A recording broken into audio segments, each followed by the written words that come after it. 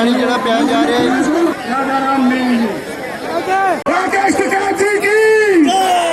किसान यूनियन, संयुक्त किसान मोर्चा,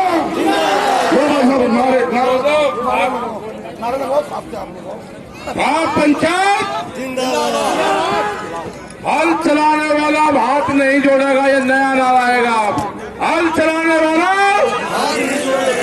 अधिकारी से जब जाओगे तो एक ही नारा लगाना कि हल चलाने वाला हाथ नहीं जोड़ेगा। आपका काम तमाम हफ्ते चल जाएगा। अधिकारी की हिम्मत नहीं है काम ना कर। चलो बैठो, सब लोग बैठ जाओ, गर्मी भी बहुत।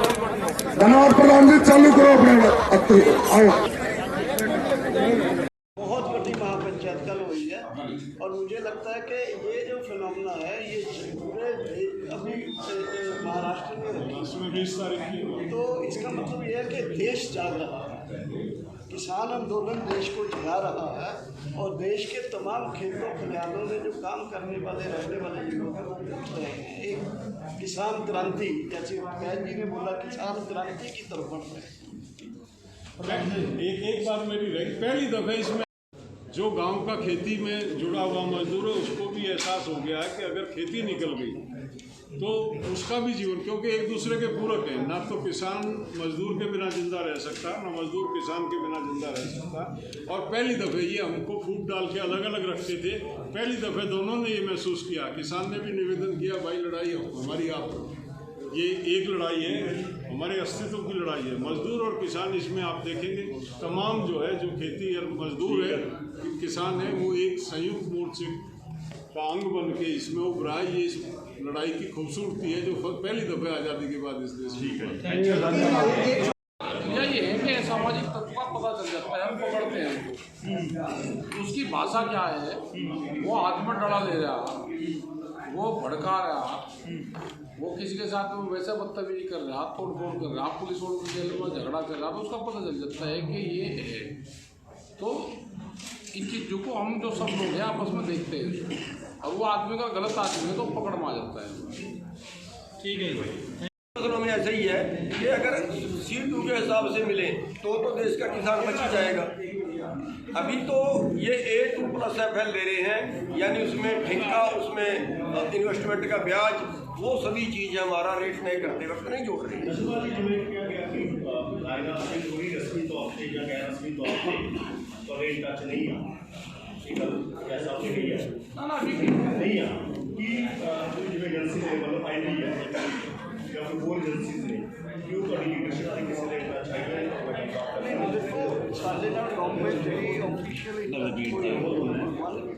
नंबर 2 साढ़े वालों अपनी जथेबंदियों वालों कोई इस किस्म का मैकेनिज्म नहीं है।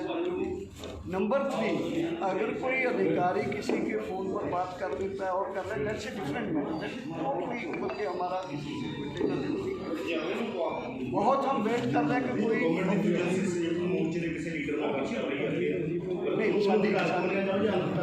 नहीं साड़ी कोई हो गई है, साढ़े नोटिस नहीं है। आज भी मैं मीटिंग करता हूँ पंजाब की, कोई उसकी जानकारी। लेकिन साहब जो आह्वान है कि ऐसा कॉल अगले समय में आ सकता है। भी आप लोगों को तैयार कर रहे हैं मानसिक तौर पर, जैसे गुरनाम सिंह ने भी कहा, इन्होंने भी कहा, मैंने भी कहा, वो है लोगों को ये जो प्रेशर है, इसके साथ लोगों का जो सैलाब है वो आगे कैसे बनाया जाए, उसकी मानसिक तैयारी है। दिल्ली जैसी बैठे हैं, थोड़ा सवाल तैयार कर रहे हैं, इस करके इन्हों थोड़ा जा देखो लंबा अंदोलन चलना सानू पता लग गया, जिवें उन्होंने इस करके दिल्ली पहला चले हैं। ਇਹ ਜਿਹੜੀਆਂ ਪੰਚਾਇਤਾਂ ਨੇ ਮਹਾਰਾਸ਼ਟਰ ਦੇ ਵਿੱਚ ਰੇਟ ਰੱਖੀ ਹੋਈ ਹੈ, ਕਰਨਾਟਕ 'ਚ, ਝਾਰਖੰਡ 'ਚ, ਇਹ ਪੰਚਾਇਤਾਂ ਹੋ ਰਹੀਆਂ ਨੇ। ਇਹ ਜਨ ਅੰਦੋਲਨ ਜਿਹੜੇ ਦੇਸ਼ ਦੇ ਲੋਕਾਂ ਦਾ ਇਕੱਠ ਹੋ ਰਿਹਾ ਹੈ, ਇਹਨਾਂ ਨੂੰ ਮਾਨਸਿਕ ਤੌਰ 'ਤੇ ਅਸੀਂ ਤਿਆਰ ਕਰਨ ਲਈ ਜਾ ਰਹੇ ਹਾਂ ਕਿ ਚਲੋ ਹੁਣ ਆਪਾਂ ਸਾਰੇ ਲੋਕਾਂ ਨੇ, ਜਿਵੇਂ ਅੰਗਰੇਜ਼ਾਂ ਦੇ ਖਿਲਾਫ ਵੱਡੇ ਪ੍ਰੋਗਰਾਮ ਹੋਏ ਸੀ, ਉਸ ਕਿਸਮ ਦੇ ਪ੍ਰੋਗਰਾਮ ਕਿਸਾਨਾਂ ਦੇ ਪੱਖ 'ਚ ਦੇਸ਼ ਦੀ ਜਨਤਾ, ਪਿੰਡਾਂ ਦੇ ਲੋਕ ਜਿਹੜੇ ਖੜੇ ਹੋਣ।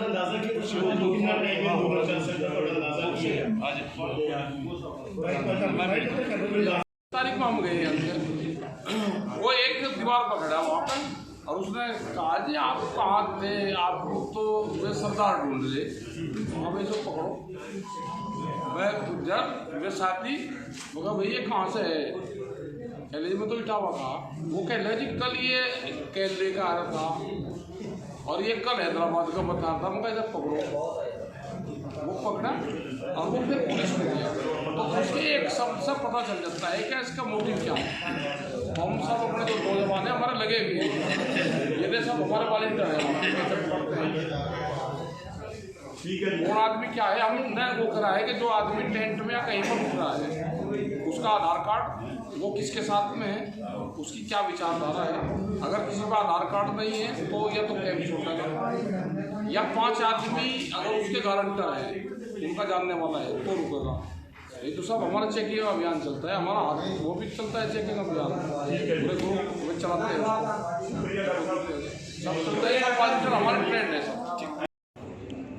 देखिए जब करें जब उनका कोई डाटा बेस सब तैयार हो तो पहले जैसे वो बातचीत करते थे उनके पास में पूरा सिस्टम पहले वो सभी मोर्चे के पास में बोलाती थी, उनको मीटिंग करनी होती। तो एक कहने की बात है कि हम एक फोन कर रहे हम बात कर रहे हैं, उस तरह का भी सरकार का कोई मैसेज नहीं है। प्रधानमंत्री जी ने नंबर नहीं दिया, बात तो हम कर लेते, लेकिन उन्होंने नंबर नहीं दिया कि कौन से नंबर पे बात करनी है।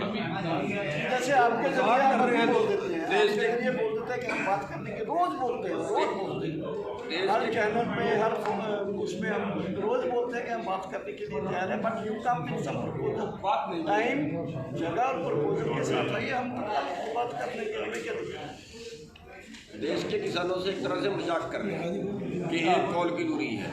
अब ये कॉल बताओ, कॉल तो उन्हीं को करनी है ना, और हम तो यहाँ बैठे हुए हैं। 11 बार उन्होंने बुलाए, 11 बार गए, 11 बार में तो बात नहीं निपटी।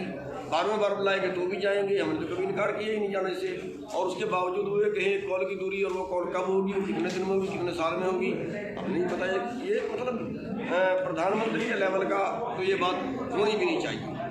और साथ ही देखिए शर्म की बात है कि देश का जो CEO है वो बोलता है परजीवी, आंदोलनजीवी, FDI, ये सब क्या बातें हैं, बल्कि ये कोई सिंसियर बातें हैं। आप एक इतना बड़ा आंदोलन है, इस आंदोलन में पूरे देश के लोग लगे हुए हैं, उसमें इस तरह का वो करना, वो भी पार्लियामेंट में, ये कहा कि बस टोटल नॉन सीरियसनेस गवर्नमेंट का जो, और इसका खमियाजा इनको भुगतना पड़ रहा है। जैसे युद्ध ने आज कहा कि लोग ऐसे आ रहे हैं और अल्टीमेटली ये लोगों का गुस्सा आ रहा है इनकी तरफ। ये पहले प्रधानमंत्री जो इस तरह से कर रहे हैं, मुझे लगता है कि इनको कोई ना तो अपने देश से, ना अपनी कौम से, ना अपने किसानों से, ना अपने लोगों से कोई प्यार नहीं है। ये बड़े जो जिनको बेच रहे हैं देश, ये अपने अंबानी, अडानी और दूसरे कॉर्पोरेट से, उनके साथ ही इनका लगाव है, हमारा कर नहीं। क्यों जी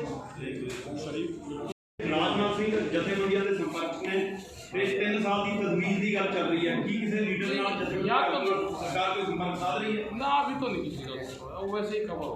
प्रधानमंत्री ने ये भी कहा कि टेबल पर आइए, बातचीत करते हैं आपसे, भ्रम फैलाया जा रहा है, MSP और मंडियों को कुछ नहीं हुआ है जब से ये ऑर्डिनेंसेस लागू हुए हैं। तो जो उन्होंने कहा उसको आप कैसे देखते हैं, जो सदन के पटल पर प्रधानमंत्री ने कहा? सामने देखे प्लीज। उन्होंने एकदम भ्रम फैलाने की कोशिश की है। क्यों?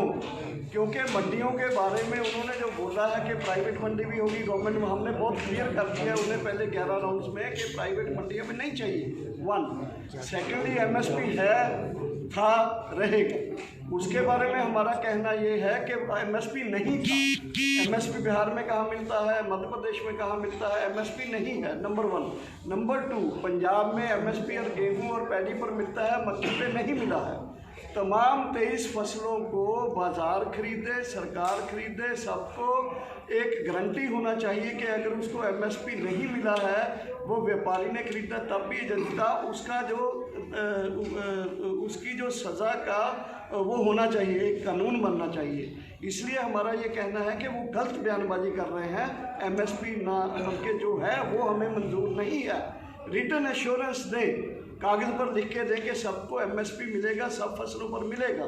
फिर उसके बारे में जो भी उन्होंने लॉजिस्टिकली चीज़ों को बनाना है वो हम बनाने के लिए तैयार हैं। क्यों जी? मोटे तौर पे ये है कि वो MSP तय तो कर रहे हैं, खरीद नहीं रहे। और उसका आंकड़ा ये बता रहा है कि आज हमें 17 लाख करोड़ रुपया हमारी जेब में जाना चाहिए कई फसलों में अगर MSP में बिकती है, लेकिन आज जो किसान को मिल रहा है वो 13 से 14 लाख करोड़ मिल रहा है, यानी 3 से 4 लाख करोड़ का पर साल नुकसान है। MSP से भी कम मिल रहा है, न्यूनतम से भी कम मिल रहा है। अब जब हम उनसे बात करते हैं, कई बार बीच में बात हुई, वो वहाँ तो और ध्यान दे रहे हैं कि MSP है, था MSP है, MSP रहेगा, वो उसके तय करने की बात करते हैं, खरीदने की बात नहीं कर रहे। हमने मीटिंग में अमित शाह जी से सवाल किया था कि क्या आप इनके खरीदने की गारंटी देते हो, उनका साफ तौर पे इनकार था। और ये जो है केवल उतना खरीद रहे हैं जितना इनको PDS में पीले कार्ड वाले को देना होता है, केवल उतना खरीद रहे हैं। और आपके सामने है, बिहार में 1100 रुपये में धान बिका, हरियाणा में 1100 रुपये में मक्का बिका, 1850 रेट था। हरियाणा में सरसों नहीं बिकी, हरियाणा में बाजरा नहीं बिकी, हरियाणा में कपास पे कहीं कट लगा है, हरियाणा में मूंगफली 1000 रुपये सस्ती बिकी है। MSP से कम बिक रही हैं सभी चीज़ें और MSP तय कर रहे हैं, MSP दे नहीं रहे हैं। सबसे बड़ा सवाल है देश का। हालांकि MSP तय करने का जो उनका फार्मूला है, वो फार्मूला भी जो हम डिमांड करते हैं स्वामीनाथन कमीशन का C2 + 50%, उससे तय नहीं होता है। वो तय करते हैं A2 + FN फैमिली लेवल जो इन्होंने तय किया है ना।